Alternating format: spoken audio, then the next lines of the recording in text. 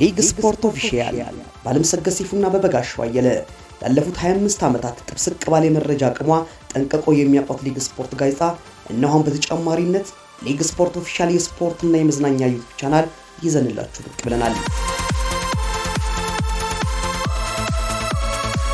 ትኩስ መረጃዎች፣ የጨዋታ ትንታኔ፣ ቀጥታ ስርጭት፣ አነጋጋሪ ቃለ ምልልሶች፣ የዝውውር ዜናዎች፣ የቀድሞ ታዋቂ ተጫዋቾችን ታሪክ የሚዘክረው አሁን የት ነው ያሉት የሚል ጥንቅር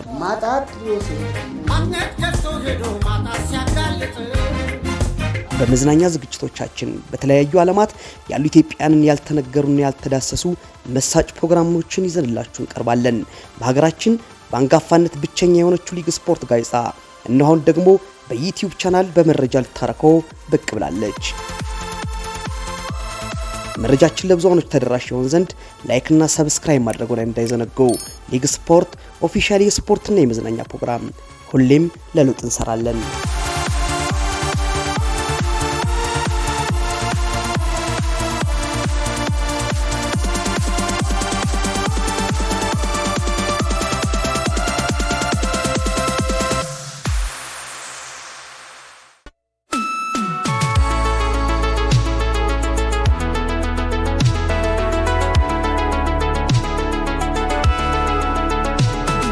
የኢትዮጵያ እግር ኳስ ባለውለተኞች የመታሰቢያ ውድድር ሮብ ዕለት ተጀመረ። በዕለቱ የመጀመሪያውን የመክፈቻ ጨዋታ ያደረጉት ኢትዮ አፍሪካንስ እና ሻላ የጤና ቡድን ነበር። በዚህ ጨዋታ ላይ ተመልካችም ቁጭ ብድግ ያደረገ በሁለቱም በኩል ጥሩ እንቅስቃሴ የተካሄደ ሲሆን በተለይ ኢትዮ አፍሪካንስ በመጀመሪያው 45 ደቂቃ ልዩ እንቅስቃሴ አድርገው የጨዋታውንም ብልጫ ወስደው ቡድኑ 1-0 መምራት ችሎ ነበር። በቡድኑም ጥሩ እንቅስቃሴ አይተን ተመልካችንም ቁጭ ብድግ አድርገው ነበር። ከዛ በኋላ በአቀያየር ስህተት ይመስለኛል እንደኔ እይታ በአቀያየር ስህተት ሻላ ደግሞ ተጫዋች አቀያየራቸው ጥሩ በመሆኑ በተረፍት በኋላ የሻላ ቡድን ደግሞ በጥሩ እንቅስቃሴ 2-1 የታፈሰ ተስፋዬና የመላከ እንቅስቃሴ ልዩ በነበረበት 2-1 መምራት ችሎ እንደገና አሁንም በአቀያየር ስህተት ሻላ በሊያልቅ 3 ደቂቃ ሲቀረው ኢትዮ አፍሪካንስ ሁለተኛውን ጎል አግብቶ 2-2 በሆነ ውጤት ተመልካችን ቁጭ ብድግ አድርገው 2-2 ተለያይተዋል። በዚህ ጨዋታ ላይ በሁለቱም በኩል ጥሩ እንቅስቃሴ ያየን ሲሆን በተለይ በአንዳንድ ተጫዋቾች ላይ ያየነው ያልተገባ ባህሪ እነሱን አይገልጽም። እነሱን የማይገልጽ ባህሪ ስለሆነ ከዚህ ድርጊታቸው ገና ከመክፈቻው ሊቆጠቡ ይገባል። እነሱን አክብሮ በዚህ የመክፈቻ ውድድር ላይ በእንግድነት የተጋበዙት አሰልጣኝ ንጉሴ ገብሬ፣ ሲሳይ በአብቱ፣ አረፋይኔ ምትኩ፣ አሰፋ ክፍሌ እንዲሁም ከአሜሪካን አትላንታ የመጣው ጌቱ ከበደ፣ ሽመክት፣ የቀድሞ የቅዱስ ጊዮርጊስ ተጫዋች ሰለሞን መቀርሳ ጥሪ የተደረገላቸው ለጊዜው ስማቸው ያልገለጽኳቸው እነ ጌዲዮን ስዩም፣ ጥላውን መንገሻ፣ ሳሚ ኮች ብዙ እንግዶች የተገኙ ሲሆን ለጨዋታውም ድምቀት ነበሩ። እነዚህ ሰዎች በተለያየ ጊዜ ለክለባቸው ለአገር የሰሩት ትልቅ ታሪክ ነበረ። በተለይ ንጉሴ ገብሬ በዚህ መታሰቢያ ከተደረገላቸው ውስጥ ከአሰልጣኝ ወይም ኢንስትራክተር መንግስቱ ወርቁ ጋር በሊቢያ በተደረገው የ13ኛው የአፍሪካ ዋንጫ ላይ በአምበልነት ቡድኑን የመራ ሲሆን የቡድኑ ደግሞ ከኋላም ከመሃልም ከፊትም የፈለገው ቦታ ላይ መጫወት የሚችል ትልቅ ክብር የምንሰጠው ተጫዋችም አሰልጣኝም ነበር። በአሰልጣኝነት ደግሞ በኦሜድላ ክለብ ድንቅ የነበረ አሰልጣኝ ነው። እንዲሁም የኢትዮጵያ ወጣት ታዳጊ ቡድን ላይ ግብፅ ላይ 5-0 ተሸንፈን በሜዳችን ደግሞ 5 አግብተን 5 እኩል ሆነን በሪጎር የተሸነፍንበት ጨዋታ ላይ የቡድኑ ምክትል አሰልጣኝ ነበር። በዚህ ውድድር ላይ የማይረሳ ታሪክ ከጻፉት አሰልጣኞች አንዱ ነው። በተጫዋችነትም በአሰልጣኝነትም በኢትዮጵያ ንግድ ባንክ በተለያዩ ክለቦች አሰልጥኗል። የኦሜድላ ደግሞ ልዩ ምልክት ነው። የኦሜድላ ልዩ ምልክት ከሆኑት ውስጥ ደግሞ አንደኛው ሲሳይ ነው። ሲሳይ የተለየ ችሎታ ያለው በመሃል ሜዳ ላይ አልሸነፍ ባይ የነበረ እንግዲህ አሁን ደግሞ ከኳስ ዓለም ተገሎ እንደዚህ አይነት የመክፈቻ ጨዋታዎች ላይ ብቅ ብሎ ተመልካችን ያው እንደገና እንደ አዲስ ቀድሞ እንደነበረው ባይሆንም ያ ሁሉ ስቴዲየሙን የሚሞላ ተመልካች ባይኖርም አሁንም አለን ብሏል። እንዲሁም የምድር ጦር ተጫዋች ወይም የመቻል ተጫዋች ከነበሩት ውስጥ አረፋይኔ ምትኩና በሀብቱ በቦታ የተገኙ ሲሆን አረፋይኔ ምትኩ በመሃል ሜዳ ጨዋታው ከእምባይ ሶራ ጀምሮ ከአስመራ ወደ አዲስ አበባ ከመጣበት ጀምሮ በሚያደርገው እንቅስቃሴ ልዩ ቦታ የነበረው ተጫዋች ነበር። እንዲሁም በሀብቱ በአለፈው ዓመት የሰሜን አሜሪካ የኢትዮጵያኖች ውድድር ላይ ተጋባዥ የነበረ ሲሆን ቪዛ ተከልክሎ ቢቀርም እንግድነቱን ታሳቢ ያደረገ እንዲሁም በአንድ ወቅት ኮከብ ተጫዋች የነበረና የተለያየ ቁጥር ጫማ የተሸለመ ነው። እንደዚህ አይነት ድንቅ እንግዶች በነበሩበት ላይ ያልተገባ ባህሪ ባናሳይ እንደ ጤና ቡድን ብናደርገው የበለጠ ደስ ይላል። ቀጣይ ውድድሮች በሚቀጥለው ሳምንት የሚካሄዱ ሲሆን ለውድድሩ ትኩረት መስጠት የሁሉም ቡድን ኃላፊነት ነው። ለምን መታሰቢያ ያደረግነው የቀድሞ ጀግኖቻችን ነው። በተለይ በኢትዮጵያ እግር ኳስ ላይ ትልቅ ታሪክ የጻፉ ናቸው። እነዚህ አሰልጣኞች አጋጣሚ የሆነው የተጫዋቾች መጥፋት ባይኖር በተለይ በአሰልጣኝ መንግስቱ ወርቁ የነበረው ስብስብ ለብሔራዊ ቡድን ትልቅ አሁን በአፍሪካ ዋንጫ በዓለም ዋንጫ የመሳተፍ አቅም የነበረው ነበር። በወቅቱ የነበረው የኢትዮጵያ ፖለቲካ ወይም የገቢ ምንጭ አናሳ መሆን የነበረው ደግሞ የተጫዋቹ ደሞዝ ትንሽ መሆን ስደትን ምርጫ አድርገው በተለያየ ጊዜ ወደ አገረ አሜሪካ፣ ወደ ጣሊያን፣ ወደ ተለይ አውስትራሊያ የጠፉት ተጫዋቾች ለኢትዮጵያ እግር ኳስ በዓለም ዋንጫም በአፍሪካም ዋንጫ እንዳንሳተፍ አድርጎናል። እርግጠኛውን የምነግራችሁ አሰልጣኝ ወይም ኢንስትራክተር መንግስቱ ወርቁ በነበረው ጊዜ የአሰልጣኝነት ጊዜ ያን ሁሉ ተጫዋች ጠፍቶበት እንደ አዲስ ቡድን ሰርቶ ቡድኑን ወደ ላይ አምጥቶ ወደ አፍሪካ ዋንጫ እንድናልፍ ያደረገው ትልቅ አሰልጣኝ ነው። ስለዚህ እነዚህን እንግዶች ልናከብር ይገባል። በሀብቱን፣ አረፋይኔ፣ ጥላሁን መንገሻ ሁሉንም እኔ ያው ሽመክት አለ፣ ሰለሞን መገርሳ አለ፣ ጌቱ ከበደ እንግዲህ ከአሜሪካ አትላንታ ጆርጂያ መጥቶ እናንተን ወይም እዚህ ውድድር ላይ ያለውን ጨዋታ ለማየት ሲመጣ እናንተ ደግሞ ለተመልካች የሚስብ ጨዋታ ድሮ ምን አይነት እንቅስቃሴ እንደምታደርጉ ይታወቃል። ያንን እንቅስቃሴ በማሳመር ረገድ እንደነ ኦላላ፣ ዋሲውን ኳሶችን ቢኒያም ደስ የሚል ኳሶችን አይታል። አልሸነፍ ባይነትንም አይተናል። ይሄ ነገር ሊቀጥል ይገባል። እንዲሁም ታፈሰ ተስፋዬ የነበረው ባህሪ በጣም ድሮም ጸባዩ ምስጉን ነው፣ አሁንም ምስጉን ነው። በቃ አለቀ ላጥ በቃ ይሄ ነው የሚፈለገው። ስለዚህ ታፌ ለነበረክ እንቅስቃሴ በእውነት ትልቅ ምስጋናችንን ማቅረብ እንፈልጋለን በአርቲስት ቲቪ ስም።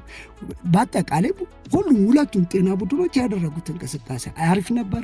ለአዘጋጆችም ለአሰልጣኝ ፈቀደ ትጋ፣ ሚኪ ዚዙ፣ ሰለሞን ጠጄ፣ ለሁሉም ለተሳታፊ ቡድኖች እርግጠኛ ነኝ በ9 ቡድን ነበረ፣ አንድ ቡድን የቀረ ይመስለኛል። በ8 ቡድን መካከል የሚካሄድ ውድድር ነው። ይህንን ደግሞ በሚቀጥለው ሳምንት ያለውን እንቅስቃሴ አይተን እናወራለን። እንደው በዚህ እግር ኳስ ላይ መታሰቢያ የተደረገላቸው 7 ሰዎች እነማን ናቸው ወደሚለው ሲሄድ ኢንስትራክተር መንግስቱ ወርቁ ነው። መንግስቱ ወርቁ በኢትዮጵያ እግር ኳስ ላይ በተጫዋችነት በአሰልጣኝነት ትልቅ ታሪክ የጻፈ ነው። በተጫዋችነትም የአፍሪካን ዋንጫ ካገኙት ተጫዋቾች አንዱ ሲሆን በአሰልጣኝነትም ኢትዮጵያን ለአፍሪካ ዋንጫ አሳልፎ ኢትዮጵያ መድንን አሰልጥኗል፣ ኤልፓን አሰልጥኗል፣ ቅዱስ ጊዮርጊስን አሰልጥኗል፣ አየር መንገድን አሰልጥኗል። በቃ በነበረው በዘመኑ አሁንም ያሉት የቀድሞ ተጫዋቾች ምስክርነት የሚሰጡለት ኢንስትራክተር መንግስቱ ወርቁ ነው። መንግስቱ ወርቁ አፈሩን ገለባ ያርግለት። እንዲሁም በቅርብ ጊዜ እልፈተ ሕይወቱን የሰማነው አሰልጣኝ አስራት ኃይሌ፣ እሱ ደግሞ የተለየ አሰልጣኝ ነው። አልሸነፍ ባይ በተጫዋችነት ዘመኑ ትንሽ ለማስታወሳል በቃ ቅጽል ስምም ነበረው። አሰልጣኝ አስራት ኃይሌ ወይም ጎራዴ ይባላል።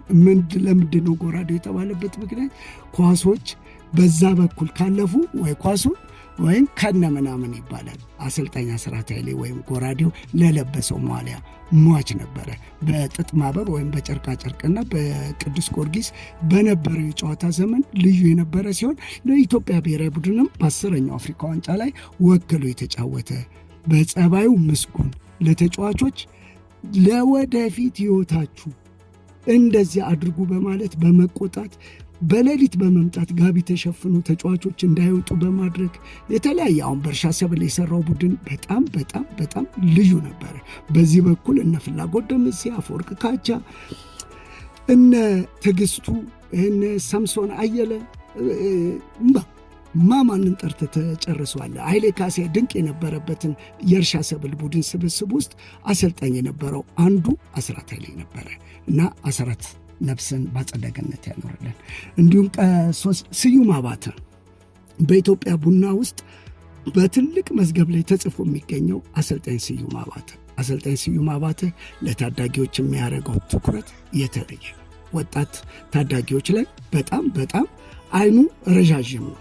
ለዚህም ነው እነ ናይጄሪያ፣ እነ ካሳይ አራጌ፣ እነ እንግዳ ቦኩ፣ እነ አሸናፊ በጋሻው እነዚህ ልጆች ከታች አምጥቶ አገርን እንዲጠቅሙ ያደረገው አሰልጣኝ ስዩም አባተ ነው። ስዩም አባተ በጨዋታም ዘመኑ ለቅዱስ ጊዮርጊስም ተጫውተዋል። የተለያዩ ክለቦችን አሰልጥነዋል። ከብርሃንና ሰላም ጀመረ። ከኢትዮጵያ ቡና ትጀምራለ። ከዛ ብርሃንና ሰላም፣ ኒያላ፣ ኢትዮጵያ መድን የተለያየ ክለብን አሰልጥነዋል። በሄደበት ቡድን ግን የስዩም አጫወት የሚለየው ኳስ የሚጠልስ ተጫዋች በብዛት አታይም። ኳስ ተመስርቶ ነው የሚሄደው። ኳሶቹ ጎል ጋር ሲደርሱ ያምራሉ፣ ሲገቡም ያምራሉ። በተለይ በኢትዮጵያ ቡና በአንድ ወቅት ልዩ የነበረበትን መቼም አይረሳም። ለዚህ ነው በተለያየ ጊዜ ስዩሜ የእንትን ጌታ ምናምን ይባልለት ነበረ። ስዩሜ በጨዋታም ዘመን በአሰልጣኝም ዘመን ለኢትዮጵያ እግር ኳስ ላበረከትከው ነገር አርትስ ስፖርት የተለየ ቦታ ስላለው ለእናንተ ለሁላችሁ አርትስ ስፖርት የተለየ ቦታ አለው። ነፍሳችሁን በአጸደ ገነት ያኖረልን። እንዲሁም አሰልጣኝ አጎስ ደስታ በተጫዋችነቱ በአሰልጣኝነቱም የተለየ ቦታ የሚሰጠው ነው። የተከላካይ መስመር ተጫዋች እንደነበረ ይነገርላቸዋል። አሰልጣኝ አጎስ ደስታ በተለይ አሁን በብዙ የሚታወቁት በአየር ኃይል ቡድን ነው፣ ግን ማብራት ኃይል ላይ የሰሩት ቡድን የተለየ ቡድን ነው። ከታች ልጆችን በማሳደግ ልጆቹን በማስተባበር የተለየውን ማብራት ኃይል ያሳዩን ትልቅ አሰልጣኝ ናቸው። ማብራት ኃይል ዛሬ ላለመውረድ መጫወቱን ሳይሆን ቀደም ባለው ታሪኩ የተለየ ቡድን እንዲሆን ያደረጉት አንዱ አሰልጣኝ አጎስ ደስታ ናቸው። አሰልጣኝ አጎስ ደስታ በጸባያቸው ምስጉን ከሚባሉ አሰልጣኞች አንዱ ናቸው። አሰልጣኝ አጎስ ደስታ ለታዳጊ ተጫዋቾች ያላቸው ትኩረት የተለየ ነው። በግዢ ከማያምኑ አሰልጣኞች በዝውውር ለምን ተስፋ ቡድን ታዳጊ ቡድን ሲቢ ነበረ። በዛ ጊዜ ከሲ ቡድን ዋናው ቲም ጠርቶ ያጫውቱ ነበረ። እንደነዚህ አይነት አሰልጣኞች አሁን ግን እታች ሄዶ መመልመል የምትባል ነገር አናይም። ግዢ ላይ ነው ትኩረት የሚደረገው። በዛን ሰዓት ግን ከታች ቡድናቸውን ሰርተው አሳድገው የኢትዮ ኤሌክትሪክን ወይም ማብራት ኃይልን ሻምፒዮን አድርገው ያስጨበጨቡ ልዩ አሰልጣኝ ናቸው። አሰልጣኝ አጎስ ደስታ አፈሩን ገለባ ያደርግላቸው፣ ነፍሶትን በአጸደ ገነት ያኖርልን። እንዲሁም ወንድማገኝም ከበደ አጋጣሚ ሆነው በማብራት ኃይልም በፖሊስም በጥቁር አንበሳም በተለያየ ክለቦች የተጫወተ ሲሆን በአሰልጣኝነት ደግሞ በልዩ ምልክት የሚታይበት በማብራት ኃይል ቡድን ነው። ማብራት ኃይልን የተለየ ማብራት ኃይል ካደረጉት አንዱ አሰልጣኝ ወንድማገኝ ከበደ ነው። አሰልጣኝ ወንድማገኝ ከበደ በተጫዋችነት ዘመኑ በረኛ የነበረ ሲሆን በአየር ላይ የሚመጡ ኳሶች ወየው ጉዴ ነበር የሚያስብሉት። ለምን አሞራ እንኳን ወደ ላይ ቢለቀቅ ከመያዝ ወደ ኋላ እንደማይል አብሮት የተጫወቱ ይመሰክሩለታል።